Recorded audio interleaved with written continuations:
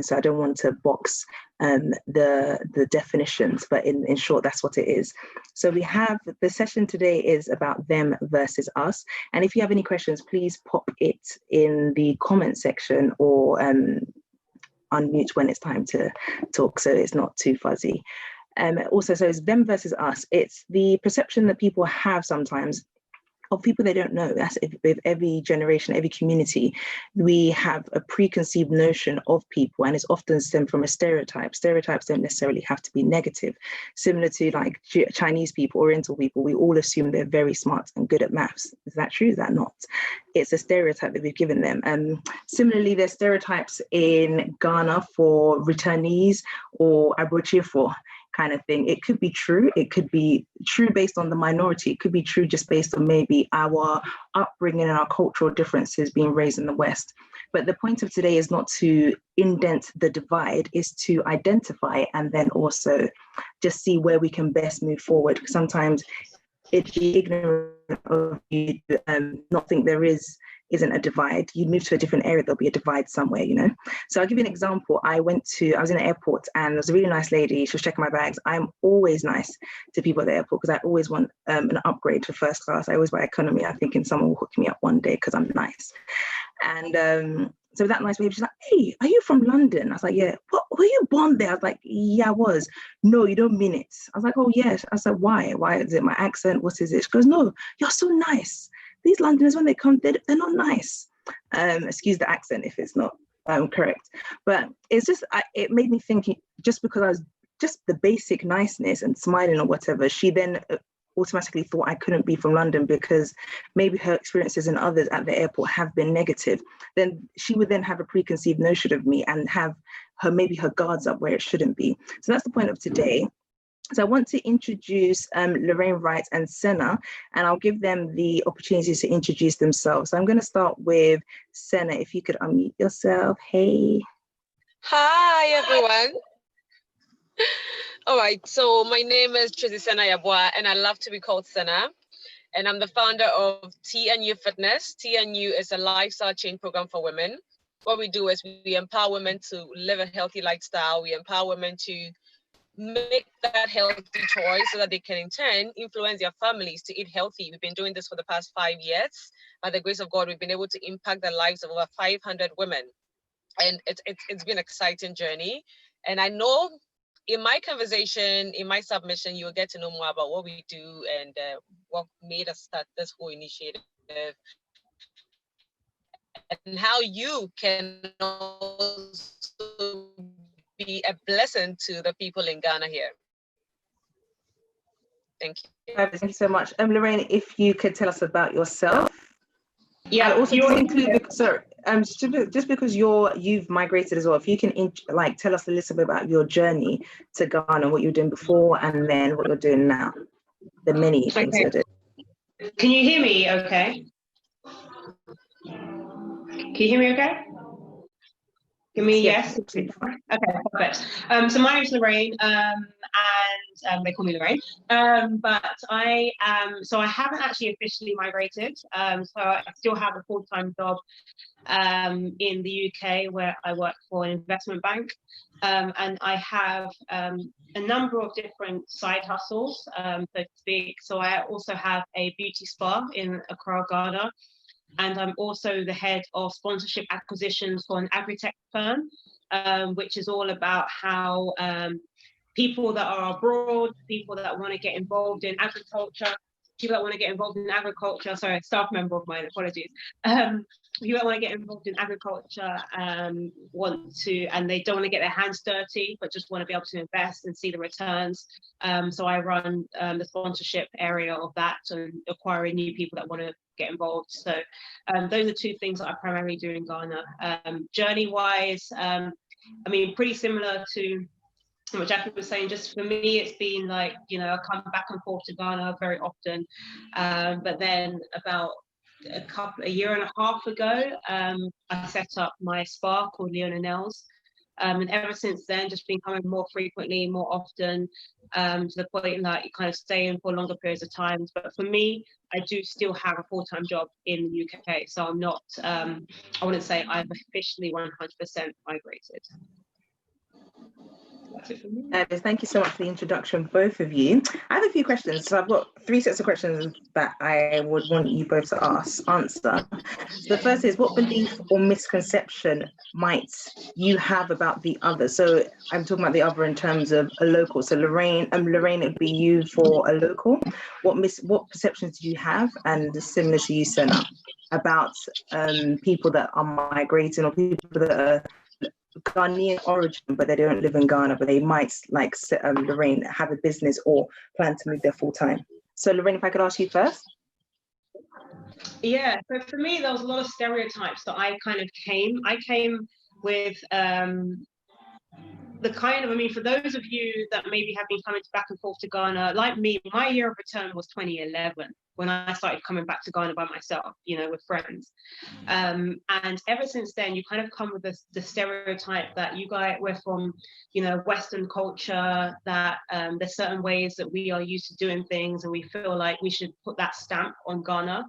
So we come with our mentality that we know it all, not necessarily all, but we know it in a better way than they may do. We found, and we have better processes and systems in place, and we come with that mentality to Ghana and expect us to open doors with that mentality. I used to have that mentality, and to be fair, it did work before. There were times when I was running an event, and just because of the fact that I had an English accent, I was able to open doors and command meetings. But having been here for a longer period of time, and with the influx of more diasporan people, it's become, I don't want to say harder, but it's not, you can't go with that mentality that just because you're from abroad, that everything is going to work in your favor. Not at all. So to the point that I've even tested this out, I would message people with my Ghana number, and I'll message them with a UK number and get a quotation for something, and I would literally get two different quotes. You know, so there is a mentality, and I don't know if I'm asking your question right, but there is a mentality that us that are coming from abroad, we kind of know it all. But I was completely humbled when I came here, and I had to really learn the system here. There's a lot of nuances, there's a lot of unwritten rules that you need to kind of get familiar with, for you to then start to navigate through the system. So I hope that kind of answers the question. It's more so the other way around in terms of what perceptions did you have of locals, that any fears that you felt you had? Okay, the perception I had of locals. Wow. Okay, that's a different side of the question. I felt, and I think there's a different side of the question, but almost the same answer. I felt like locals were slower to do things, slower to catch on to what I'm trying to do. I felt that it was always hard. They always wanted to go through a certain process. I always felt like it was, but then on the flip side, I felt like corruption exists. Like if you want something, you can pay for it and you can literally get it, you know? So there is kind of two sides where you feel like there's some people that are just slow, or you just feel like, well, if you want to get what you want to get, you're going to have to pay for it, which unfortunately is wrong. So yeah, I think it's almost my same response, but on the flip side, that because I had a mentality of being from abroad, it kind of gave me the feeling that everyone that I was speaking with and engaging with were just not on the, and this is really bad to say, but not on the kind of level from a, I don't want to put it, how do I put it, just in terms of how quickly I wanted to get things done. Yeah. So that's. I hope that answers the question. Yeah, no, any answer is valid as long as it's your opinion. Senna, over to you as well. I think I've muted you. Hopefully you can speak. So the same question is, what is the one perception you had of like, you know, people that are not of Ghanaian origin, but they haven't lived in Ghana? What's the perception that you had? It could be positive, it doesn't have to be negative, but just any views that you had of us in the beginning. Well, I think for starters, I must say that most people who are not in Ghana, they have some level of professionalism Okay, relatively, okay, because I mean, when it comes to time consciousness, because like if you're meeting up with somebody who is not in Ghana, I mean, you realize that they don't, when they say 7 p.m., they actually mean 7 p.m. Unlike a Ghanaian, when you say 7, they actually mean like 7:30 or 8 p.m. So that's one thing that I really love about people who are not like in Ghana. Okay, so it's like that kind of professionalism they extend in most of the things they do. So for me, my perception, my opinion is more positive than negative. But when it comes to sometimes, I don't know, but some of them have this feeling of where they feel like they are better off than some of the people in Ghana, you know. It might not apply to everyone, but then there's just this general notion where you feel that the person feels, okay, they are more exposed, they are more refined, so they are better off than some of the people in Ghana. So the positive side is I think they're more, a lot of them are professional, and then the negative could be some of them could be a bit stuck up. So it's quite difficult to like just go easy with them like you would ordinarily do with a typical Ghanaian. Yeah. True. Just also for the purpose of the interview, this is their personal experience, and they're not spokespeople for the locals and returnees as such. Thank you so much for your response. The next question is, I think Lorraine's answered a bit, but what's the one thing that they don't know about you on both ends? So is it that I can actually speak Twi very well-ish, you know, but I speak in English first because I'm more comfortable with it. But like for me, people assume that you don't want to speak Twi because like you're showing off. Meanwhile, maybe because I speak it well, but it could just be something that I naturally flow in as to be English. So I would want them to say, no, Miketri until you can speak, or Mitik until you speak it. Apologies for those who don't understand Twi. You speak it and I will freely flow in the response in English. And I wish a lot of them did that, whereby everyone flows in their natural tongue that they prefer. But I find that when I go, I have to emphasize it for them to speak Twi, just so I can then blend and flow. But then the minute I speak English, it's like, oh, okay, let's revert back to English then, because she doesn't want to speak in Twi.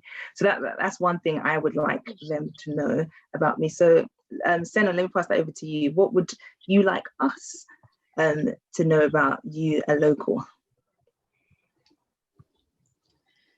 Okay, I said me as Senna, or me representing you Ghanaians. Personally, and then like the Ghanaians, like, you know, sometimes, yeah, the misconception that we have. What would you like us to know? The one thing you'd like us to know about you guys that we have a misconception about? Okay, so I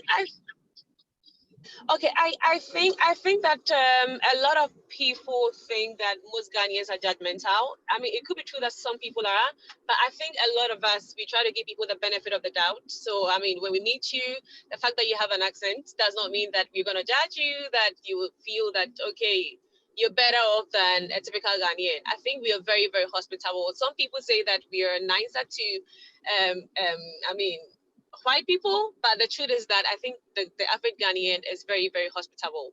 And that's one thing that I would love you to know, because we are very welcoming, would love to help.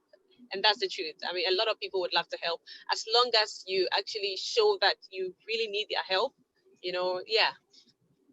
Okay, thank you for that. Lorraine, over to you. So what's the one thing that, same question, that they don't know? For me, people see my last name and don't believe that I'm Ghanaian. So for me, I always have to, and very similar to what you said earlier, people don't expect me to understand Twi. I mean, I don't speak it well. And I like what you were saying. For me, we can have a full conversation. I'll just flow in my natural tongue. That's the thing for me.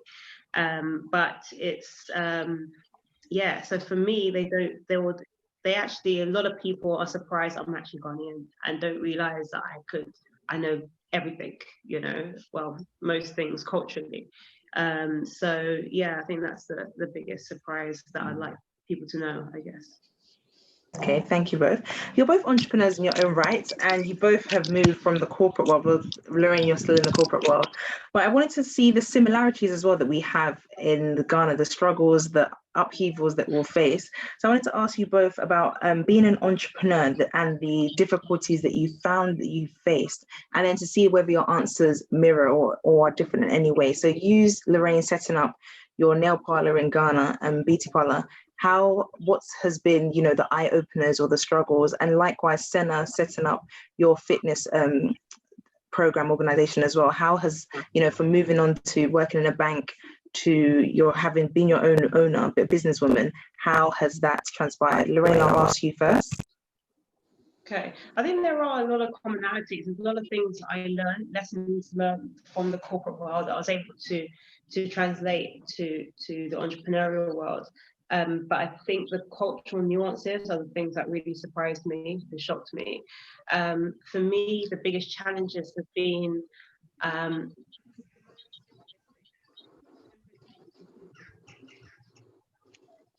sorry, I was receiving a phone call. The most simplest things with when it even comes to the fact that running water, I can't take that for granted. You know, there needs to be, for me, I need to always make sure that I have a backup of water. You know, those are things that I would never even, you know, dreamed of having to worry about, learning about. One of the biggest things for me as well is just management of staff here in terms of how to relate to locals when it comes to how, even, I mean, there was a point that was mentioned when it comes to timing. You know, here I have to, one thing that it wasn't normal for me is that if it rains, people use that as an excuse that they're running late. Whereas from the UK, you can't, I mean, if you're due at work at 9, you get to work at 9. You know, it rains every day as well, so people would rather wait at home, wait for the rain to finish before they leave. You know, so these are things I've had to like learn. The biggest struggles, like how do I handle that? You know, but there's countless examples. I'm sure as we go through the conversation, I'll remember some and share this. Senna, so over to you. So being an entrepreneur, particularly transitioning from the corporate world, what difficulties have you found that you faced the most? Well, I've done corporate for 10 years, so I've just done 1 week of full-time entrepreneurship. So it's been managing both for the past 10 years, and it's been great because I think I used to work in the bank, and you know how banking is. There's a lot of discipline, loads of stringent rules they put in there just to make you a very disciplined person. So I mean, I picked up a lot of skills that have really helped me to succeed in my entrepreneurship endeavor. But one thing that really was the biggest thing to help, I mean, that I had to overcome to be able to get the business to where it is now is learning how to manage people. Okay, I mean, my business focuses on women. So learning how to manage women especially was like the biggest thing for me. You know how women are. I mean, we complain about everything. I am so guilty sometimes, but I mean, having to deal with that was really tough. Having to deal with people's emotions, having to deal with, I mean, issues here and there. So that was really big for me. I mean, learning to manage, learning to be patient, learning to tolerate, learning to I mean, swallow your pride every time, you know, just learning to say sorry, even when you know it's not your fault. So that was a big thing for me. And yes, I think getting to that level where I could really relate with people in spite of how I felt, in spite of how I think they might have gone wrong, really helped me to take the business to where it is now. Thank you for your answers. Just to touch upon what you said, Senna, in terms of people and people management. I was reading a book by Malcolm Gladwell on outliers and power dynamics with people. So I was giving an example of a Korean air flight that crashed, and it crashed. They found out because the pilot, the co-pilot, didn't say anything to the main pilot, because culturally they don't talk to their superiors. They don't tell their superiors what to do. And when I was reading the book, I found it very similar to Ghanaian culture in general. So two things I found very similar was that the power dynamics, you don't really tell an elder, you know, you don't correct the elder. If they've got an opinion, you don't necessarily disagree. And if, you know, generally in the workplace, or I haven't been in corporate Ghana, but generally having dealt with Ghanaian adults, sometimes there's a power dynamic that has to be adhered to. There's nuances that you'd have to know. Whereas in the UK, if your dad is wrong, you say, Daddy, I don't think you're right, you know, and the child is not deemed as rude.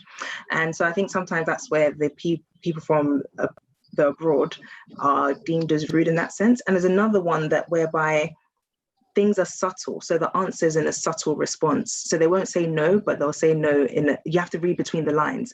So random things like, oh, I'm giving you money for cab fare. Oh no, I don't want it.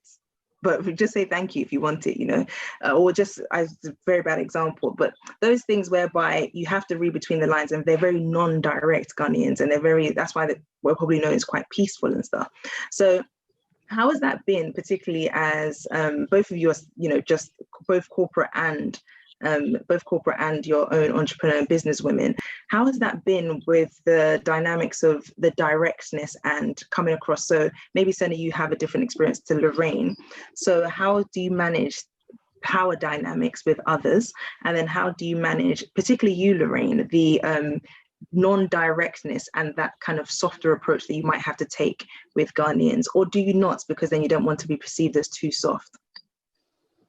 Lorraine, if I can ask you that. Wow, that's an interesting question.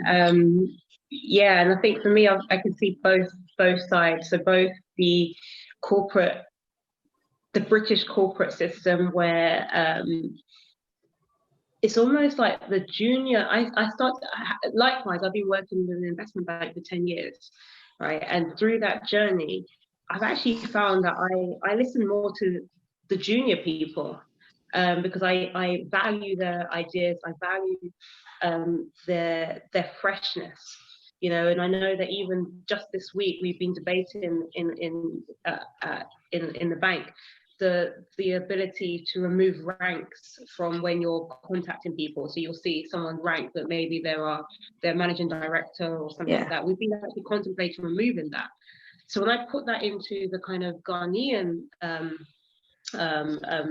environment or context, you realize that we are in Ghana is very much, as you mentioned, you know, the power dynamic is you can be a CEO and be completely wrong, but no one's going to challenge you, you know, because someone is afraid to be able to challenge you, or they just don't. But we all are taught and brought up as Ghanaians to respect our elders. So for me, there has been the whole reading between the lines, the whole idea of you have to be very clear with what you want. I've had countless examples where I've seen when the manager of my shop would interact with the staff, and she wouldn't be clear because that's not what they're used to. They're used to kind of indirectness. So it could be, for example, there is a home booking at 10 a.m. So for me, if I knew that it was a home booking at 10 a.m., it would mean that I would need to get to the shop well in advance of that in order to set up and everything like that. However, in that example, it wasn't clear to my staff members, so they actually arrived at 10 o'clock rather than go to see the customer at 10 o'clock. So I always learned that there's always, there is this whole, you have to find out, they're naturally indirect people, very, very naturally indirect. So you have to always try and get to the answer, try and ask, you know, if you ask, how are you? Normally it's just, I'm fine, but I want to find out what is actually happening. So there's a lot of, it is very, very different that's what I'm used to. And I'm learning, but I'm also giving my staff, for instance, a chance to speak to me on a level so I have the right feedback that I need in order to progress. So yeah, it's a challenge, but learning. So yeah, I think those are my remarks. Thank you so much. Send over to you. So just to repeat the question, the power dynamics, being someone that's been born and raised in Ghana, how does that play out, particularly in the corporate world where, I'll give you an example again, in the workplace, if you don't speak up, it looks like you're just not worthy to be in the room unless you're a PA taking notes. So you have to definitely make a contribution of some sort, and it's not just, yeah, I agree with what my manager said. How does that work in Ghana? And yeah, again, how is that perceived and how do you overcome it? Or is it something that you do generally as a culture, but it's done in a different way? So in the end, you get the same result, but it's done in a different way. Senna. Okay, all right. So with the corporate world in Ghana here, I mean, a lot of us do a lot of they call it corporate politics, okay, where obviously, you know, the manager is want to be perceived rude, or you don't want to be seen as you're challenging your boss. So a lot of times we just play along as if the manager is right, or we just pretend, or we just kind of sugarcoat it, okay? But I mean, this is what happens in most of the corporate institutions in Ghana, right? But when you talk about businesses that are doing well, you realize that if you want to do well, you need to create that kind of environment where your staff can approach you and let you know that what you're doing is wrong, okay? Because the truth is that you cannot build a good company alone, no matter how smart you are. You need a team, okay? So I mean, for my business, what I'm trying to do, I mean, I'm not there yet, but I'm still trying to create that environment where my staff are my friends, you know, but they still give me that respect. They still feel bold enough to correct me. And then if something needs to be done, they don't have to pretend as if, okay, so Senna is the one who gives the final say, and then like whatever Senna says is correct, and nobody can how do I say it? Nobody can argue with Senna. Okay, so I mean, for my business, because that was one of the things that I taught the company I used to work with, that was one of our main challenge, okay, where you can't correct your boss, where you just have to go with the status quo. You can't argue things out, you can't give your opinions. It's like what the bosses say, that's it. Okay, so I realized that was a big problem, which is creeping into how staff relate generally, staff commitment to work and all that. So I have resolved as an entrepreneur to ensure that I don't create that kind of culture in my company. Okay, so this is what usually happens in most of the institutions in Ghana, but that doesn't mean that that's the kind of companies that we should build up when we start our entrepreneurship endeavors. Thank you for that. Senna, one quick question from that. In your, for example, if you had an appraisal and you disagreed with the manager that he said, he or she said, you've not met your targets or something, but you want to challenge that. How does that look like in the corporate world where you worked, where it's the majority, the cultures that of the majority of Ghanaian corporate world? Do you understand the question? Yeah. Yes, when you argue with your manager, chances are that it's going to affect the rest of your appraisals, okay? Because you see, I can't even find the right word to use to describe this. Okay, so it's like, that's the system, okay? So the bosses have kind of like unionized, okay? So it's like you can't argue your case because at the end of the day, everything dies there, okay? And then there's no like union, there's no staff union where you can actually take the case up, okay? So it's best to just accept things the way they are if you really want to stay in the company for long. Otherwise, you're going to be victimized, and it can be very uncomfortable, okay? So a lot of people, they just accept things the way they are, because I've had cases where my friends disagree with their bosses, and then they actually go to report to another boss, and then the boss, because the boss is friends with their boss, okay, so even though they'll pretend like, oh, I've heard you, oh, this is terrible, but when they meet to talk, they're like, this girl, she is so rude, you know? So a lot of people just accept things the way they are.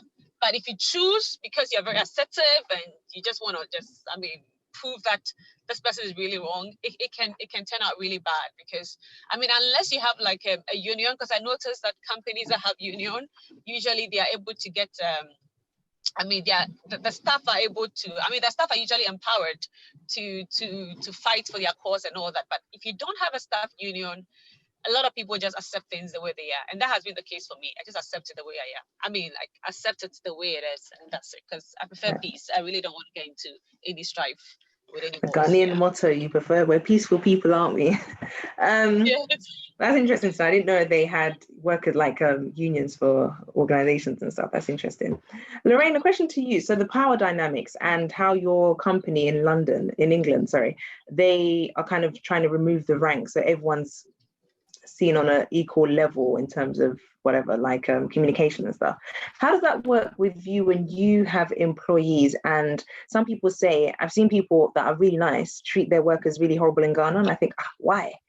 And then later you see that when they're too nice, they're too soft, Senna was saying treat them like their friend, they abuse that power dynamic because they're not used to having a superior treating them like an equal. How does that work out with you? Have you seen that you've had to do the hey, what are you doing? Stop it. Kind of, are you having to raise your voice again? Yeah. I'm still trying to figure this part out. So I came in with the kind of the same approach as Senna, that I wanted to be on the kind of same level where I wanted to be able to relate to my staff, more of the kind of this is a family approach. But what I found when I hired a new manager to come in, the manager kept telling me that I'm too soft with the staff. So the moment that she comes in and puts her foot down, she's seen as a bad person.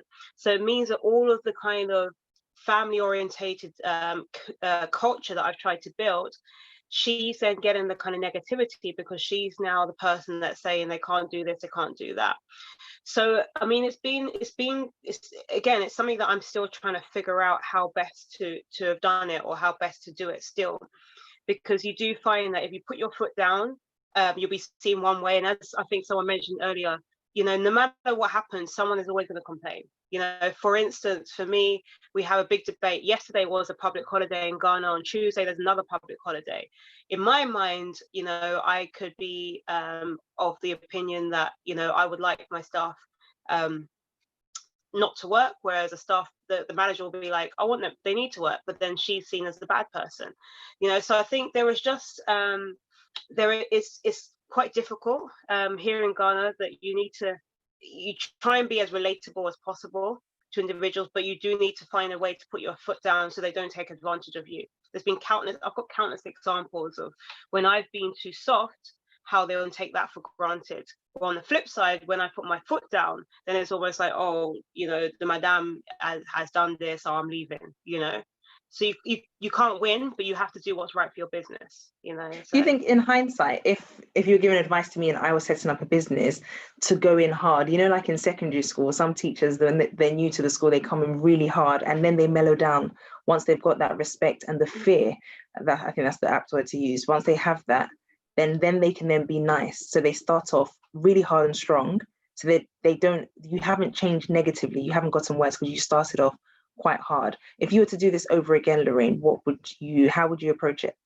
I think I would take the same approach that I've taken. The reason I say that is because I've looked at other owners of people that are in the same boat as me, and to be honest, their turnover of staff has been far greater than my one has been. People are people at the end of the day. We're all individuals, we're all humans. So I am always of the opinion that I should treat other people as I would like to be treated myself. That is me. And I found that the people that have gone in harder, some of my counterparts in other similar businesses as me, when I speak to them, there are literally WhatsApp groups that you would hear about that talk about a certain boss because of the way that person is. Ghanaians talk, and Ghana is so small. There has been times, I kid you not, where I have a business where I also, with a friend, we also run Uber businesses. We also have cars in the system. And one time I've had a driver call me up and said, oh, I just dropped someone at your shop. They were talking about you. Because Ghana is just so small. So you never know. This is a random Uber driver. You could have picked an Uber driver, but how do you know that Uber driver was actually my Uber that you've got into?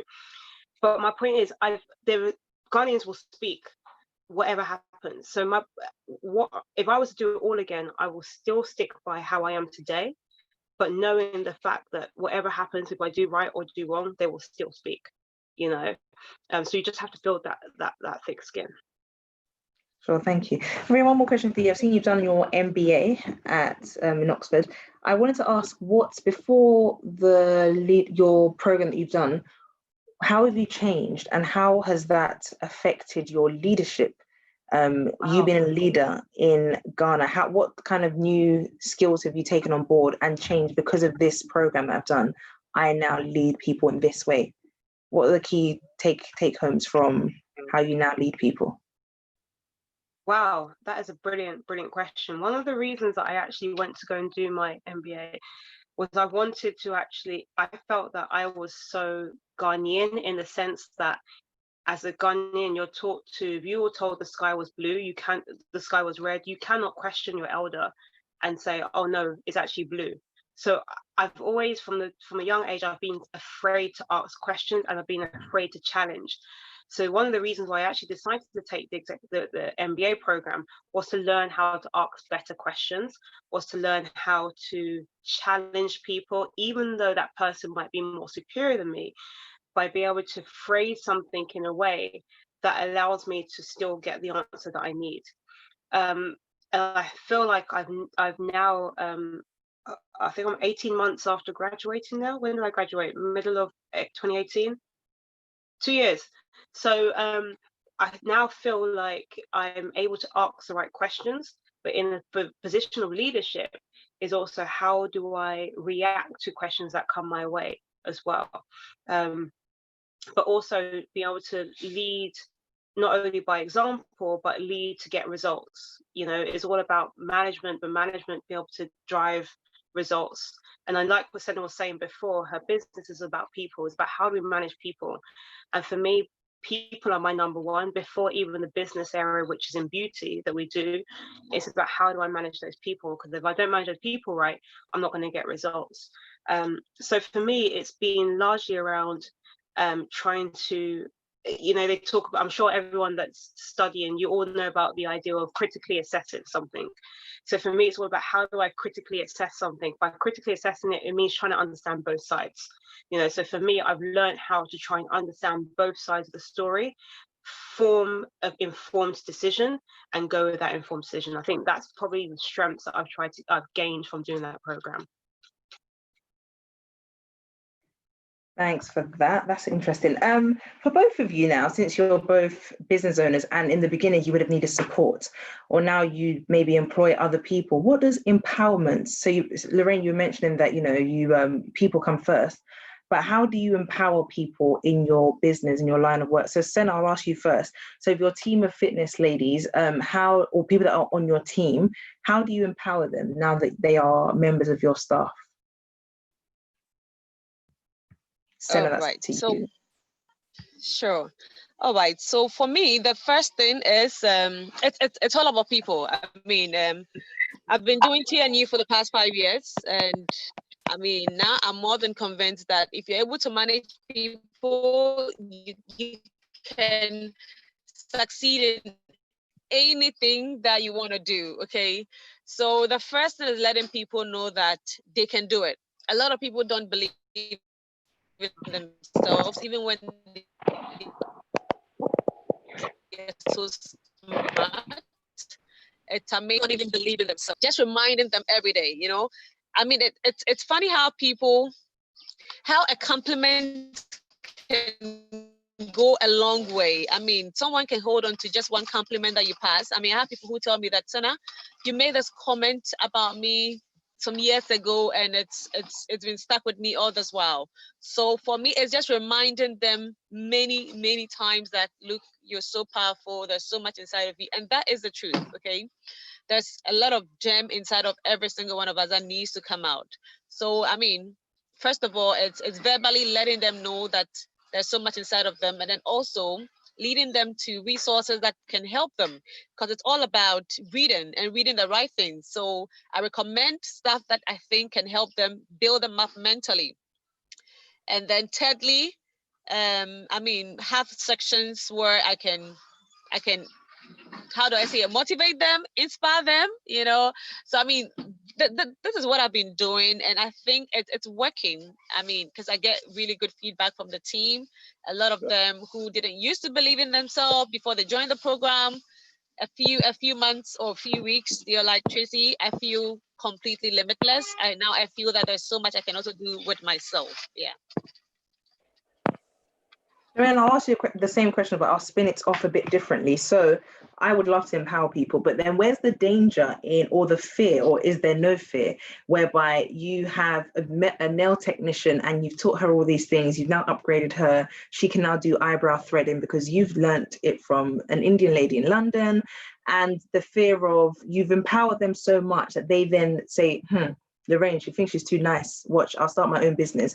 Where's that kind of the You know, KFC doesn't like to give their ingredients and stuff like that. Where's the line, or do you not have a line? It is what it is. If they go, they go. If they start their own beauty parlor again, then that's it. So do you draw a line, or do you build the trust and say, I'll only invest in someone who I can definitely trust and stuff like that? So if you can answer that, please. Wow, it's a great question. And I think we all face that challenge. You know, to what extent do you train someone knowing any day that they can, you know, walk out the door? But I think there's a saying, and I'm probably just paraphrasing here, but it's probably over a longer period of time, it's more cost effective for you to train and build up someone than to rehire someone and build them up from scratch. I'm paraphrasing that, but I'm sure it's the saying that a lot of you guys are aware. So for me, the opportunity cost, or rather the risk, is more on, it's easier for me, or it's better for me to invest in that person, knowing that they potentially could stay longer, as opposed to letting that person, having to rehire someone and then building that person up from the ground up. So for me, I've always just about, you know, I also try and make sure the person has skin in the game. So something that I've now done is, whenever I'm training someone, and this is, I wouldn't do this in the UK, but I've done this in Ghana because of the terrain that we're in, that exists in Ghana.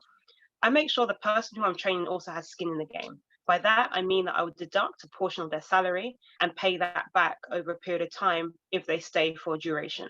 So that's the process that I take. But number one, the person's first. If I build up that person builds up the business. So it's important that if the business is to grow, that, you know, you need your staff to grow as well. So you can't just expect that it's going to grow without them growing. So I do need to invest. You have to, a portion of your business model, or rather your growth strategy, always needs to be about how you're going to grow your staff.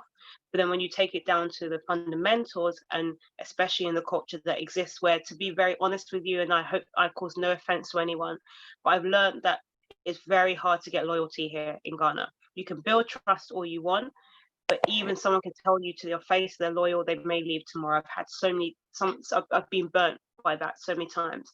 So to an extent, I have to make sure that they feel that they've got skin in the game. And I do that by taking a portion of their salary and giving that back to them over a period of time, as they start to see the benefit through the fact that they've been trained. I hope that makes sense.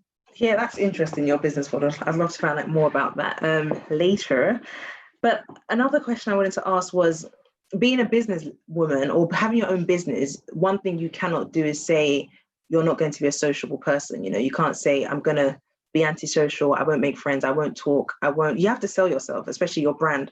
How do you find making clients? So if we're in the UK, I've asked this question before. And also, sorry, if anyone has questions, please drop it in the chat.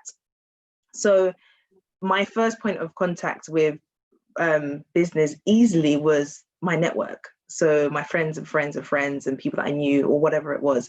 So Senna, you've now joined the fitness world where you now have to, you know, sell yourself and sell your business. Lorraine, likewise, you're brand new. There are so many beauty parlors out there. You turn and there's, whether it's A grade or B grade, there's somebody can do your nails in Ghana.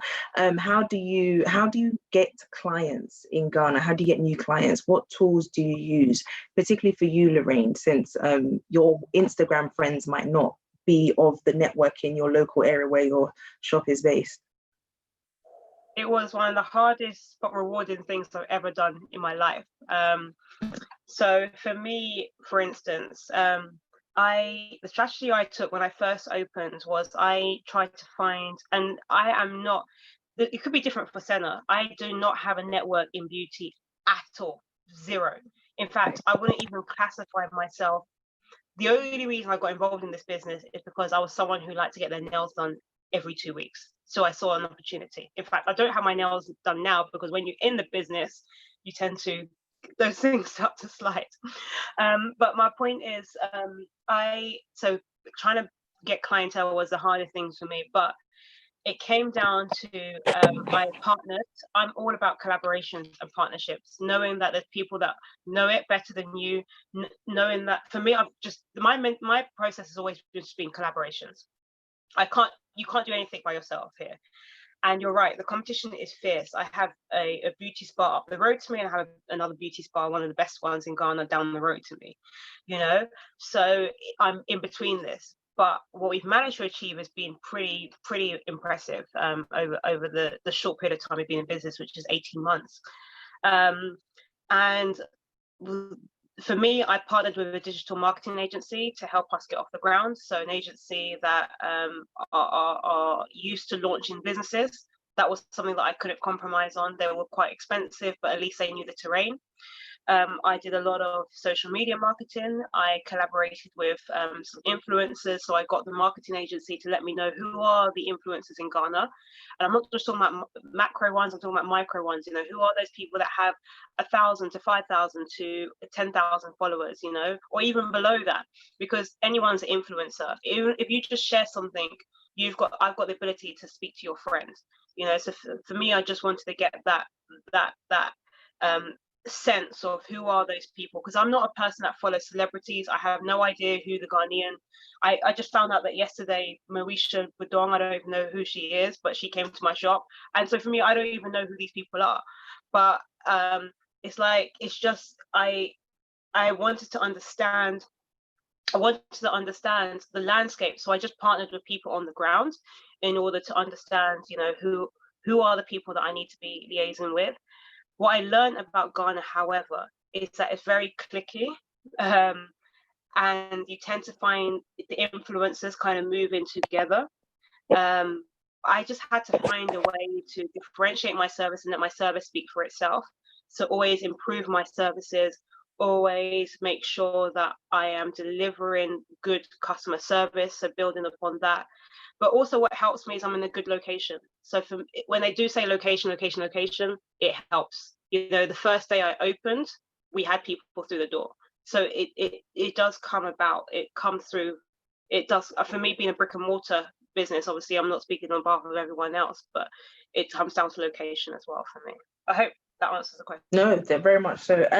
Just like to touch upon it, to ask Senna that question. So this is the them versus us, and as a London, you think, oh, I don't know anyone, but similar to what Lorraine was saying, the industry could be new for you. So Senna, this was a new industry. How did you gain your clients? So Lorraine said it how she did. How did you do it for yours?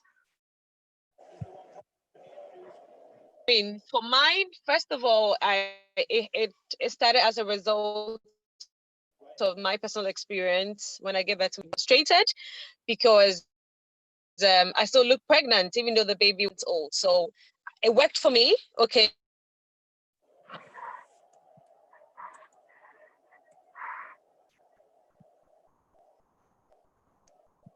I think we're losing you, Senna.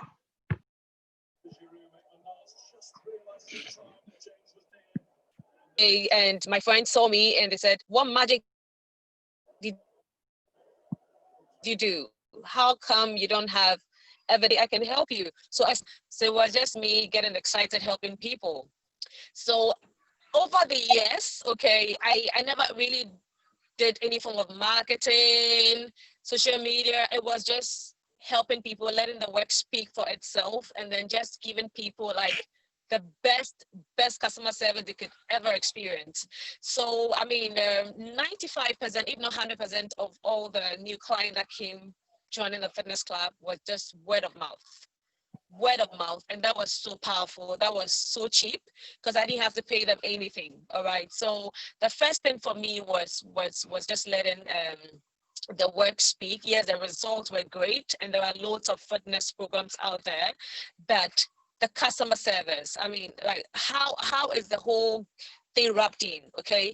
And I think that is what distincts my program from a lot of programs. Okay. So I mean, for me, my first advice is that look, everyone is doing something. Okay. There's nothing new under the sun. Whatever business you will come up with, you will find someone doing it. But how are you going to present yours? Okay, because I mean, I still have people who signed up 5 years ago who still refer people to me because they go like, Tracy, your customer service, I have never met anyone who engages client like the way you do. I have never met anyone who makes me feel so good like the way you do. Okay, so I mean, for me, I think just going all out and then just giving every client of mine that like treating them like a queen, not like how the books say, but like really, really, really making that person feel like they're the most important person to your business. I think that has really helped my business. That has helped to grow the brand. Now we started about 60, we are almost 300 now, and it's all majority 90% I can say is word of mouth referral. We recently started Instagram. I mean, I recently got someone to manage my Instagram. I was never online and stuff like that. It was just word of mouth. That was really powerful. But we started Instagram and then some Facebook ads and what have you. But the word of mouth really did the magic for my business. It's amazing to see how two successful businesses have taken two different routes, but they're still great. It's good to see. Someone's asked a question here. Do post your questions. We've got a few minutes left. For Lorraine, can you share the marketing agency? Maybe if you can send it on the platform here, and then so they can see it, because I even want to know myself, the marketing agency. Because typically when you go to Ghana, you then say, oh, my dad's got land for him. I'm gonna build a hairdresser shop there, but you haven't done any research because your dad's got land for you, so you think it's going to work because you're from London, they're abroad. So it's good to see that you've done the right thing, a good process and due diligence there. Lorraine, another question for you. It says, how has an MBA set you apart from your colleagues and peers? And also, how has it helped you regarding your side hustles in Ghana? So Lorraine, she's a multi-serial entrepreneur. So it's not just this that she has. She's got like the best university gospel choir alive as well. So how has it helped you, your side hustle? So the MBA that you've done. I ask myself that question all the time. If I can see if I can actually see the rewards from a program that cost almost £100,000. I asked myself that question all the way, but it's a testimony because I didn't pay a single penny towards that. But anyway, we'll share that testimony later. But for me, I see it in my confidence level, in how I communicate with people, but it also opens doors. Dare I say it, when you say you've got an executive MBA from University of Oxford, it opens doors. Take, for instance, I've just joined I've been appointed the head of acquisition for an agri-tech business, and I guess one of the reasons why they wanted me was because of the fact that I went to Oxford. So that opens doors. Especially in Ghana, where you could use that to connect with individuals. I'm sorry to say, but that it has worked for me. But on the flip side, I do still feel like I'm behind. A lot of my colleagues are miles away from where I am today, like on different levels. So you do get a sense of not only the learning, but the opportunity to network with people that are far beyond where you are, but also open your mind to new opportunities and new worlds. I mean, these people are on different levels. I still feel very, very small compared to my colleagues that were on the course. But in terms of now that I'm out of the program, I guess it does help when I'm speaking to people. I understand business in more sense. I understand valuations, financial models. I understand how to raise investment. I understand just certain terminologies that I wouldn't have understood before. I now have a better sense of the entrepreneurship landscape. I have a better sense of the various operations of business. So for me, it just helps in that sense. Have I see it financially in terms of return of investment? I want to say yet, but I can see it coming just because it's opened doors for things I wouldn't have had before. So yeah. Lorraine, a question for you again about that. You said you feel like you're slightly behind with your peers that you were on the course with. How is Ghana like a slow starter because it's a developing, I don't know the term for it now, developing nation? Is it that you can definitely see the yield of investment in 30 years time and you know that you'll get there? It's a slow start. Or the main question is, how has being Ghanaian and using your skill set in Ghana slowed you down or made you think that you're not where you're meant to be? So if you were American, if you were taking the opportunities that you had to America or, maybe Nigeria, for example, would that be different? Has Ghana played a part in your thought process of where you are? No, I would say UK played the thought process in where I was, but also Ghana in that Ghana, I'm small, I'm a baby. Like literally, there's money to be made here. It's like crazy. And every day I wake up just shaking, thinking, why am I not there yet? Why am I not there yet? I'm like, there is stupid amounts of money to be made here in various areas. And you always feel, and I feel small because of the fact that I haven't tapped into the endless possibilities there are here. If I was American, just to answer that point, I feel like I would have more bravado, I would have more confidence because Americans naturally have that. Whereas us as British, I think we're naturally reserved as individuals. And I noticed that even when I was on the MBA program, the Americans are the first to answer questions, whereas the Brits are the ones that are, let me think about that before I answer a question. So you tend to see that cultural difference anyway. But here in Ghana, if you're in it for the wealth, I'm nowhere there yet. You know, I'll see it over a period of time, God willing, but nowhere near in terms of where the possibilities are crazy here. You know, and for me, it's I'm just a drop in the humongous ocean. But what I'm happy about is the fact that I've started. And I think for everyone on the call, the important part is just getting started. Few more questions. Also, if Senna and Lorraine, if you can drop your social media handles, or Kwame, if you can try and put it up there.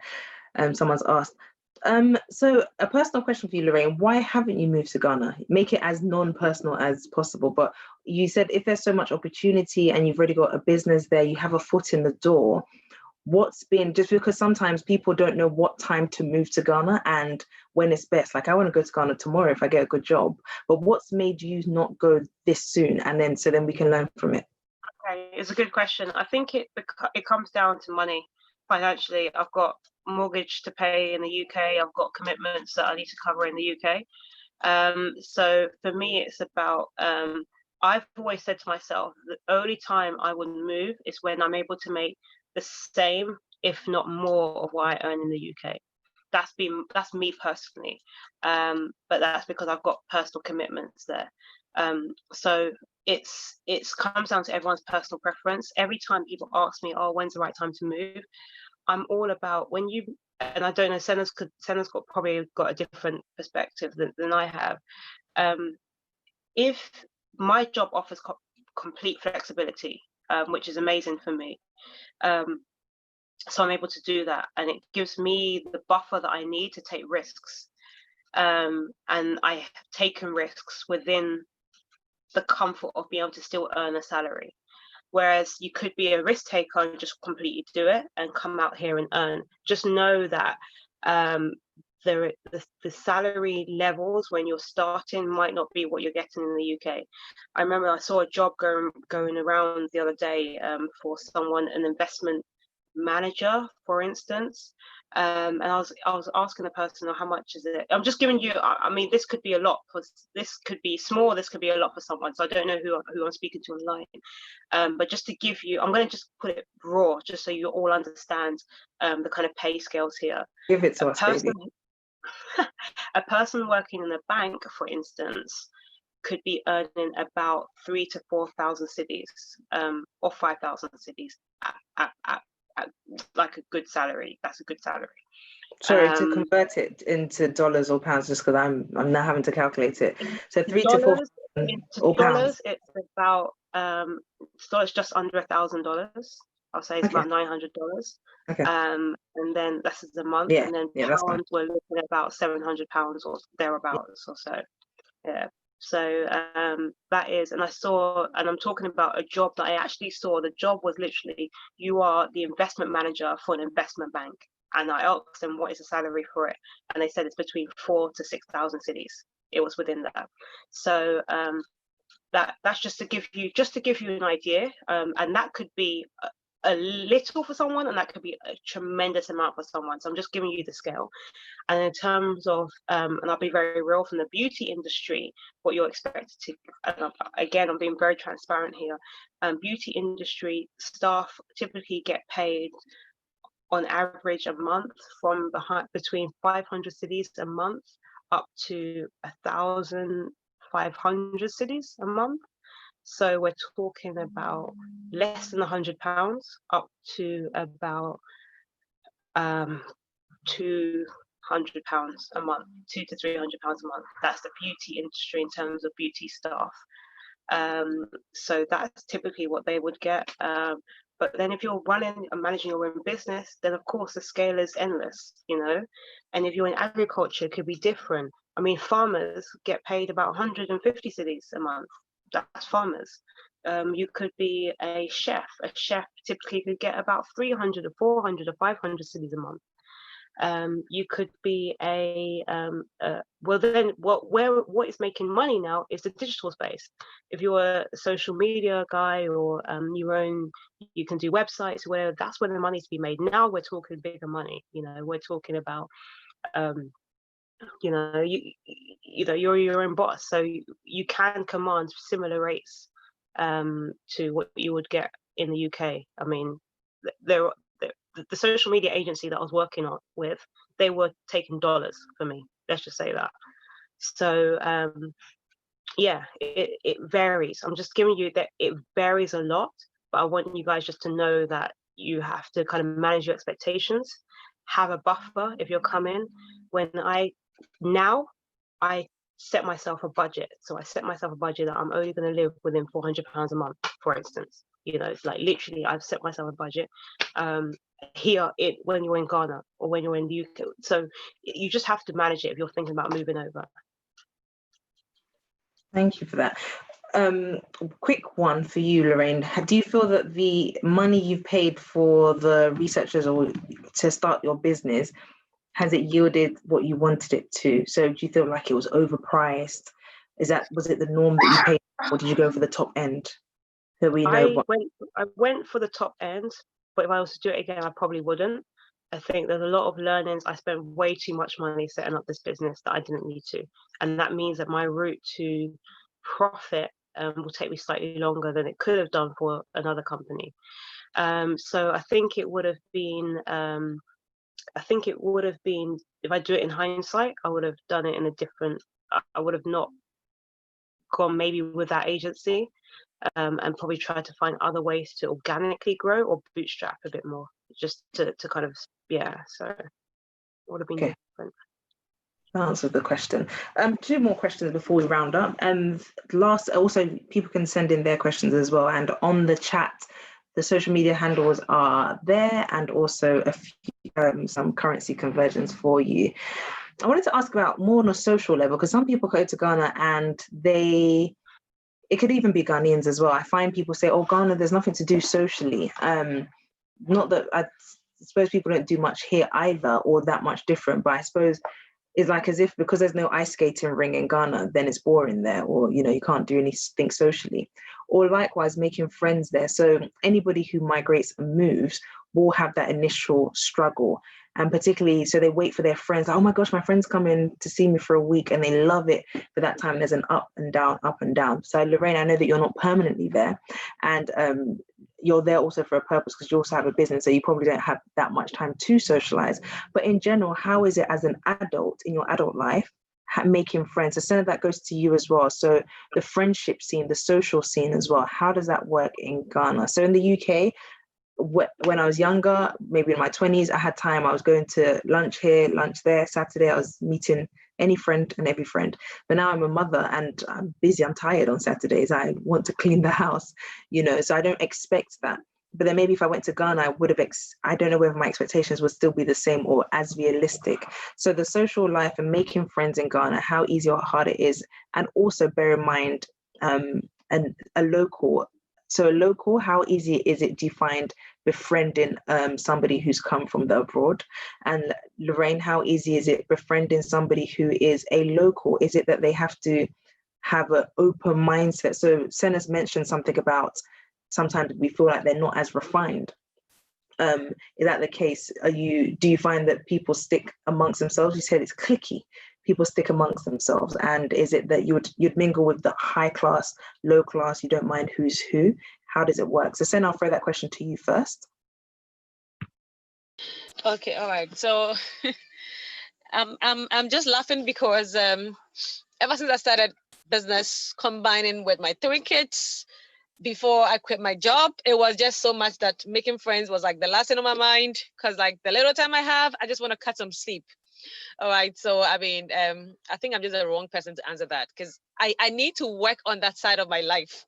Right now, I've just been so swamped doing business, doing family and stuff like that. But I think generally, Ghanaians are really nice. I mean, Ghanaians are really nice. They're sociable. They want to go have fun, and usually they're quite open to meet new people, especially when you come, or you come with your accent. Trust me, a lot of people would want to be your friend. That's the truth. You know, they just Is it want to know, also oh, genuine? Is it genuine? my friend just came from London. Yeah, people actually, I mean, they like it when they say, oh, my friend just came from London. We want to come visit. People actually like that. Honestly, people actually like that. They see it as, oh, like, I don't know, people just, I can't even find a word to describe it, but people just think it's fancy to say that, oh, my friend is coming from London. Oh, I just made a friend who has been living in London, or who has been born in London. Ghanaians find it as like something really cool. So that's one thing that I can say for sure, that it's pretty easy to make friends, because trust me, a lot of people would want to boast, show you off to their friends that, hey, aside you Ghanaians, see, I have a Londoner now who is my new friend, you know. And I mean, when it comes to social stuff, I mean, there are loads of places that you can go for entertainment. Now, thanks to COVID, everything has to be online. So, I mean, right now, no. But I mean, prior to COVID, I think there were so many activities that I'm not too sure it will fit into all the fancy things that are abroad, but at least the ones that is okay to just at least make you feel not too like sad, thinking that, okay, I'm all alone, it's just my house. And I mean, there are pretty fun events that you can enjoy. That's good. I think similar for myself, like how Lorraine has a budget. I find Ghana quite overpriced for the normal things. So here, as I said, I was going to lunch here and there, but it was very much so on a budget unless it was a special occasion. So I might be going to Pizza Express, Basaba, and they wouldn't be more than the average. I don't drink alcohol, so a starter and mains wasn't much. There's always like a taste card where you get a discount here and there. So I could sensibly go out every week and not feel like I'm overly wasting money. Whereas when I went to Ghana, I was like, hey, this small cafe that I've gone to, this small bistro that I've gone to, I'm now paying X amount. And then it then puts me off of that socializing or that aspect of eating out, which, you know, everyone loves a good meal that they haven't cooked. So Lorraine, the question over to you, although you might be super busy as well, not enough to make friends. And have you made local friends? It's a really good question, because I think about the question all the time. I have not made local friends. The other day I went to a cafe, and I was there with a friend, and she's British, and we were talking, and I heard another guy was like, oh, there's so many British people in Ghana, like, why are you guys all here? Like, so that like literally this was a week ago today, I think. And then yesterday I was somewhere and in a cafe, and then the guy next to us were like, oh, he was American. I was like, why are there so many British people in Ghana? So there are loads and loads and loads of us here. So yeah, but in terms of socializing, you're absolutely right, Jackie. It's like there are certain things, and I just set myself a budget, and the reason I set myself a budget is because I want to be able to live and work as a local. That's why I've done that. That's me personally. Whereas when you come for Christmas, you come for Easter, and you come for your holidays, you come as your foreigner. You come and you're spending money here, there. You know, you're thinking, oh, I'm going to just spend 200 cities here. I'm going to spend 200 cities here. You go home and you realize your money is blown. But I set myself a budget because I want to know how, if I'm to pay certain people this amount of money, how do they survive on it? I need to be able to try and live on that kind of budget, you see. So I try and do that just for me. And then, but I realize that sometimes you have to pay money to socialize in certain circles as well. There is a Saturday morning workout thing that I've gone to a few times, and it's like an hour HIIT session, but afterwards there's like amazing buffet breakfast and things like that. But it's a rooftop, and that's an opportunity to socialize, but it's 250 cities. And I'm like, that's more than my entire gym subscription for a month, you know. So I'm like, so then you start to pick and choose, and you'll be like, oh, okay, maybe I'm not going to go to that this week. I'm not going to go to that this week. So I just try and budget and try and work out, okay, what can I potentially meet new friends there? Can I potentially network with locals? But the problem I have is I haven't really had an opportunity. I haven't met. I don't maybe a handful of local friends that I can genuinely call friends. Other than that, you are pretty much, as a foreigner, you're pretty much either in your foreigner circle or alone. And that's literally what it's been like for me. Yeah, that's what I found. I found people have been alone and they've been bored, and they really relish and wait for their friends to come back home. They're like, oh my gosh, you're coming. And they have peaks and troughs of a social life. And I do understand what you're saying in terms of sometimes money gives you that access, whereas in London, it wouldn't be that, because things are not as, the price is not, they don't put money on certain things, statuses and stuff. I mean, your manager probably gets on the train with you and lives in High Street Kensington and stuff, whereas Ghana, you will know your manager based on what they're driving. I'd just like to close it. Thank you so much. Can I ask Senna the same question you asked me just about pay? And like, I want to get her view on just how much she was like spending on staff and salaries and things like that. So I don't think we got her opinion on that point. Was it too late to ask? No. Senna. So you're in terms of proportionally how much you pay your, because hers is very new, not new, it's 10 years old, but going full time. But then what the cost is for you regarding pay of staff, because Lorraine gave an example and she broke it down quite well for us. Or because it's your fitness, do you not have to pay as much and you just pay for admins? Senna? Okay, yes. So I think for me, I do more like, okay, so some of the people that I recruited are people who went through the program, okay, who have graduated. So sometimes I do something like so some of the salary will be taken out from your membership subscription, because if you're a member of the program, you have to pay every month, okay?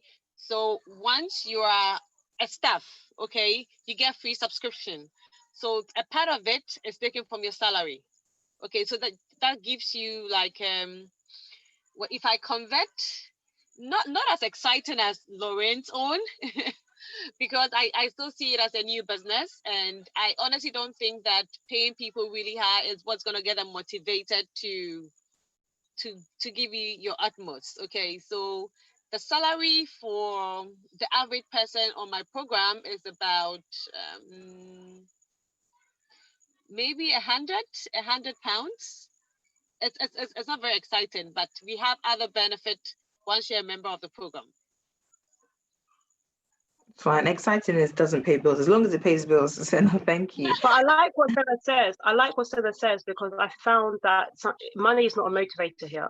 I've actually learned that it's not. I started off trying to pay people very high, and they still left.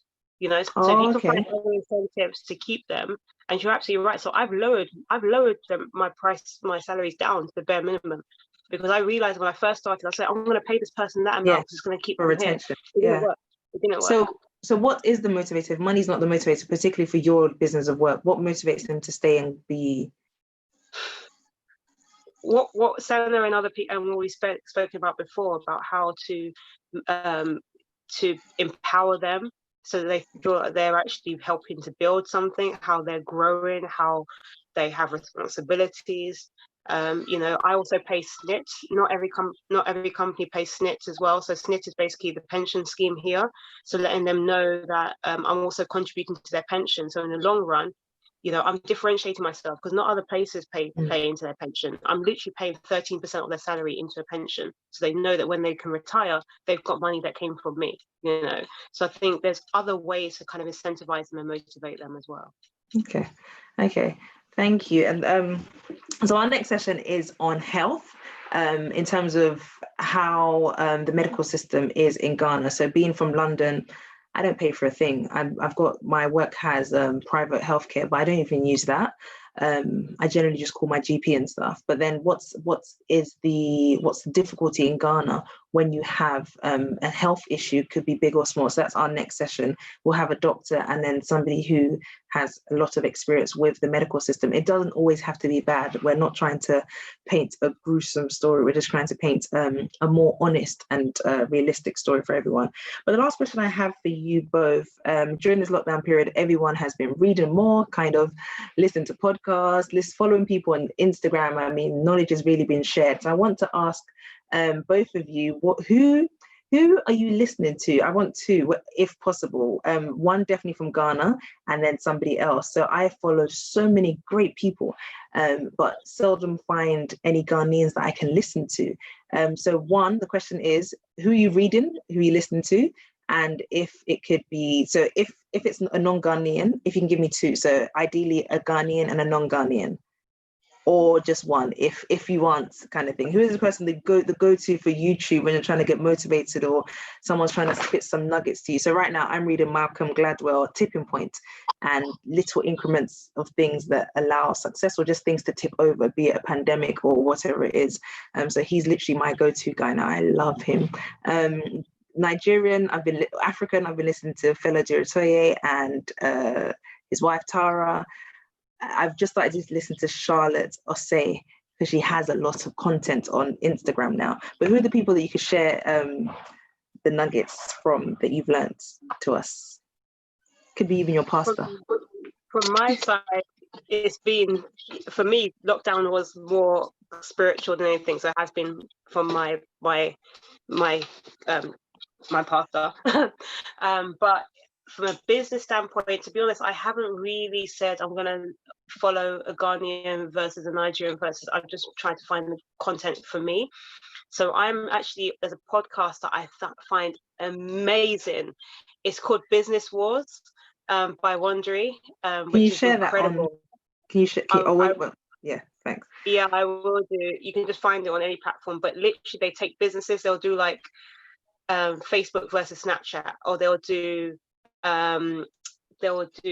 like Airbus versus like, it's just incredible. And they'll literally talk you through the stories, Nike versus Adidas, and it's been incredible. And I can use that on my morning walk, and I'll just take nuggets from how they navigated their business, how they was established.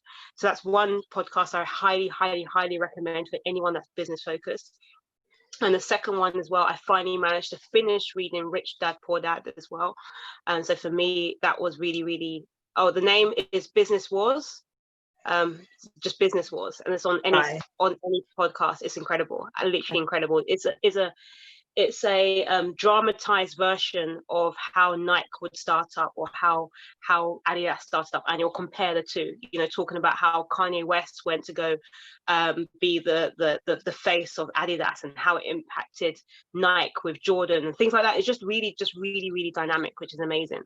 And then Rich Dad Poor Dad, and then one in particular, those people that are in London, if you know the hair brand London Virgin Hair, two guys that are behind that hair company, they started up a podcast called Expensive Lessons, and they go through the lessons that they faced when they were actually building their business, and it's incredible. You know, they talk about the influencers that they try to take on board, how to build an e-commerce business, how to strategize, how to build a business in 30 days. So it's called Expensive Lessons. So please do go and follow that. I think it's incredible. But yeah, there are some. Yeah, there's more. I've got tons. Share it. That was me being selfish. I'm just trying to find new people. Senna, the same question goes for you. Could also be your spiritual leader as well. So who has got your ear in this season? Okay, all right. So I mean, for me, Mark Batterson, he's a pastor, and I've been reading on the Circle Maker. It talks about how, I mean, the power of prayer. Like, we all know how powerful prayer is. Okay, but this is like, look, circling everything, writing every request, and then just praying and trusting God that it's going to happen. So, I mean, reading that book, I mean, I always pray. I'm a Christian, but that book has really increased my faith. You know, now I believe that, look, I can literally pray every single dream to come to pass. Okay, wow. So that book has really pushed, taking my faith to another level. And then there's this other book by him too. It's called What If? That's the title of the book. It's a great book. What If? the more I read that book, the more it tells me, what if? So I am totally limitless. There is absolutely nothing I cannot achieve. So I mean, these two books have just taken my dream to another level, because now I Amen. believe that, I mean, every dream that I have is possible. Yeah. But if you could share that online, as if you could type it if possible. Last question, selfishly again, who's your business, since you're both business women, who's the person that you not idolize, that's the wrong word, but for lack of a better word, your go-to person that if they said they're charging £100 for a ticket in Ghana, you would find it in your pocket to go to, a Ghanaian, be it male or female. So who's the person that you admire?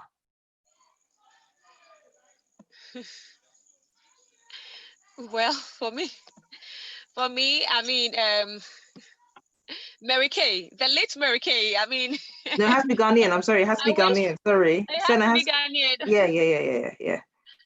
Ghanaian, that's a tough one. If someone said, I'm going to give you 15 minutes with this person in Ghana today, I'm going to take you to their house, get 15 minutes to pick their brain, who would that person be? And why? And that's the last question. Someone's written Lucy Quist in there. Wow. Why are you short for? I want to know also why you. Okay, I wanted to know why you pause and why there's a long wait. Now, why the laugh? Oh wow! Someone said Kennedy Agyapong. Oh yes, everyone wants to spend time with him. Everyone wants to spend time with him right now. He has a lot of airtime, so it's fine. I can listen to him for days. I can actually listen to him for days, to be fair. Yeah, I could. I didn't hear. Kennedy Agyapong. Kennedy Agyapong.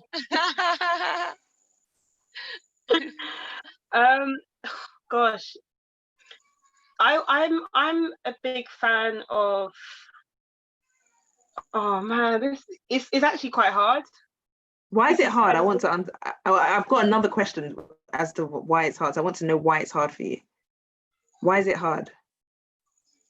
I've had this conversation with some people. You know, the people that are behind the money, that actually make the money, don't make the most noise.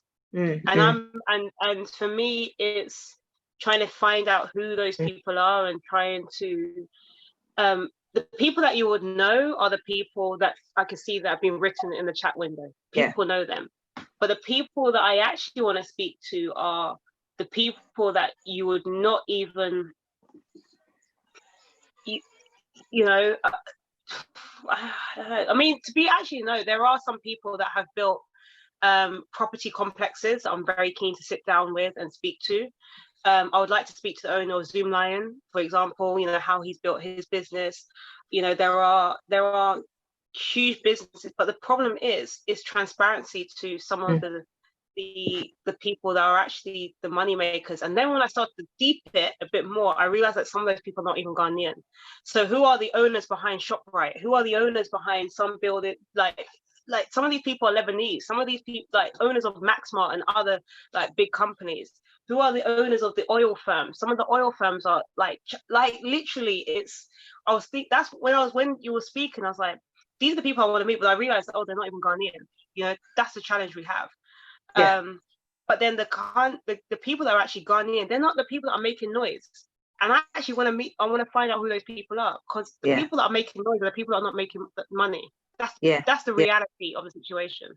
Yeah, that's what I find. That's why I wanted to ask, because you've shared your people that you're listening to. But I find that I can't find enough Ghanaian super successful people that I can say top 5 that are very successful because of X, Y, Z. And that's one thing I would like for a platform to be there for them, or just more. But maybe it's part of our culture whereby we don't make noise about sikapankasa, that kind of thing. Like, you know, good money doesn't talk. We're quiet with those things, but it's not always a good thing, because then you don't have people to emulate from and think, this Ashanti man just like me has now, you know, built a real estate company from this to that. You know, someone like Kwame Despite. The names that we know, Kwame Despite, but these are things that we know. But I'm like, you know, I want to find the people that are not just those people. You know, that's why I asked. been to some people's houses, I'm like, huh? How on earth, you know? And you would never know them. You would never know them, but they are the owners of marketing companies. They're the owners of brewery companies. They're the owners of, you know, it's so yeah. That's the reaction I have as well. Last question, Senna, if you could answer that as well. Maybe your response might be different. So the person, if I was to give you 15 minutes of one person in Ghana, who would you say I'm going to? And the person has to be a Ghanaian? Yeah, like Ghana, Ghana has to run through their veins, not just the passports.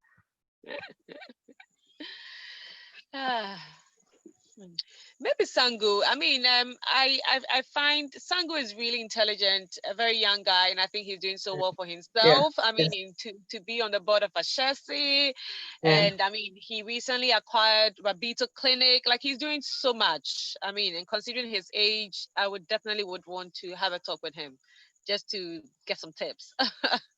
Yeah. That's it. Thank you so much for your time. Thank you for everyone that came as well. This will be available via YouTube, so share the link.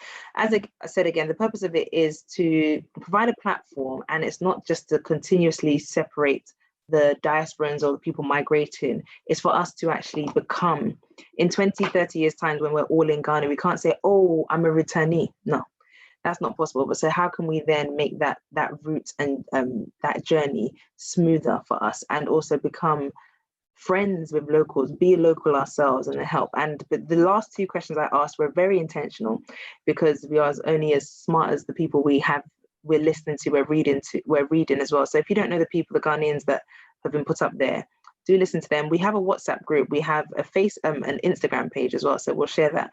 But do join the WhatsApp group, where we share different things, share information, and share the usual, no COVID lies or conspiracies there, just sensible things. So thank you so much for your time, and the next session will be in 2 weeks' time on health. Senna and Lorraine, many, many, many, many, many thanks. Bye-bye, everyone. Thank you. Thanks for having us. Bye. Bye.